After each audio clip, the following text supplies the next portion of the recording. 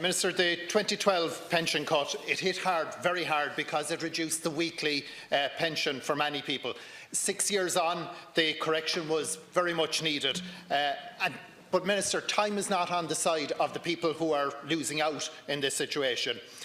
Having their weekly payment corrected as soon as possible must be a priority. There's now some 90,000 people who are losing out each week in the situation. How soon will those reviews be concluded, Minister, so that people can see that correction reflected in their weekly pension?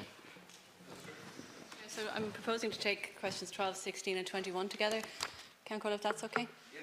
So, since late last September 2018, my department has been planning and developing processes to review the social insurance records of approximately 90,000 pensioners born on or after the 1st of September 1946, who had a reduced rate state pension contributory entitlement based on post-budget 2012 rate bands. And these payments are being reviewed under the new Total Contributions 2012 model to pension calculation, which includes a provision for home caring periods. The reviews commenced on the 13th of February, Deputy, the day after I signed the necessary regulations, together with the provisions in the Social Welfare Pensions and Civil Registration Act 2018, and they allow the increased payments to be made.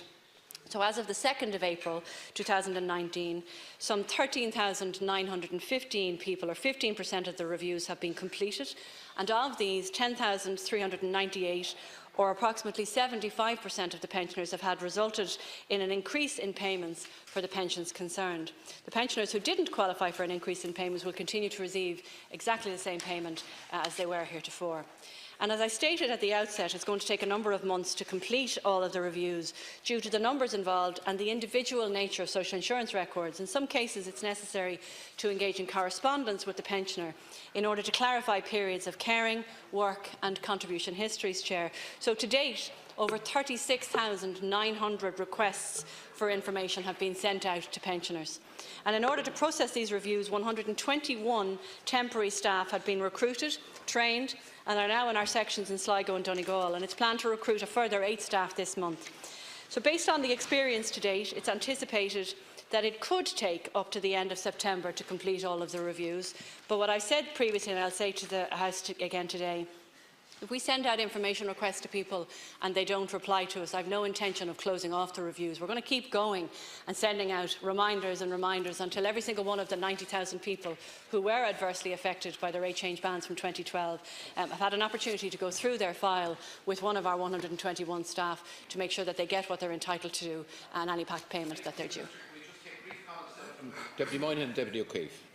Yes, Minister, the figures you have for 90,000 people and about 100 people and increasing that to 120 now, but the rate at which they're processing them, about 1,200 to 1,300 per week, would suggest that the 90,000 could take about a year, year and a half to process them. Time is not on people's side.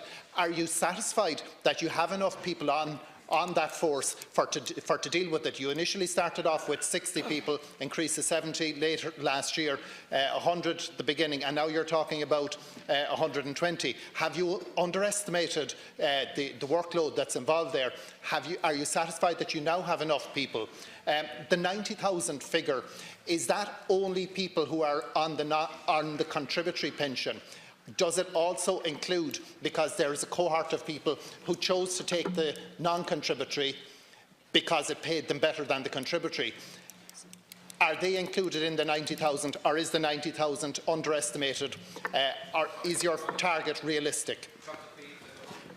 In selecting the people for early examination, was priority given to those cases where there was likely to be an increase in the pension following the review.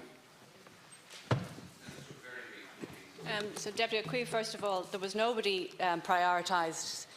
Letters were sent out randomly, and there was nobody particularly selected because of their age or because of the length of time or anything like that. The ambition is first to ensure that we do reviews of all of the 90,000 people as quickly as we can. Deputy Moynihan, the staging of the recruitment was just that's just how long it took us to find the people. It certainly wasn't our ambition to start off with 60 and to move to 80 and to move to 120. And yeah, I'm absolutely satisfied that the staffing levels are sufficient enough to ensure that this will be completed in a couple of months, and certainly not anywhere close to what you've suggested. But what I'm also adamant about is that I'm not going to close off or tell you or anybody else that we're finishing on the 1st of June, and for people to have still not given us the information that they require to allow them to have been reviewed.